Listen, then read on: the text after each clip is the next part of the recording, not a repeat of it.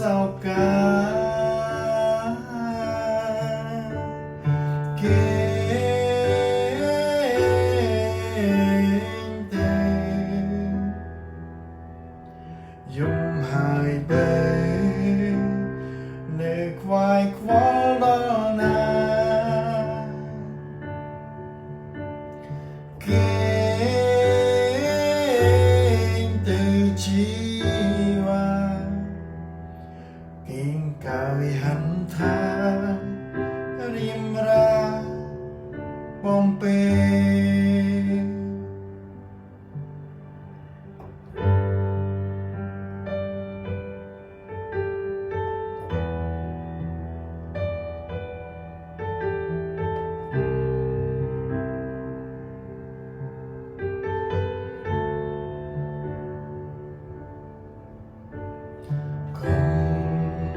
អង្គុយ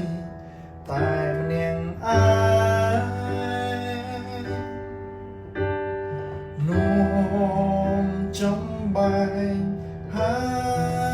ងដី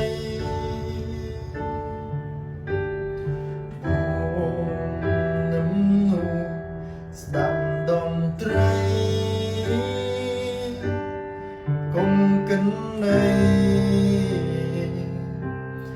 រឿងសោកា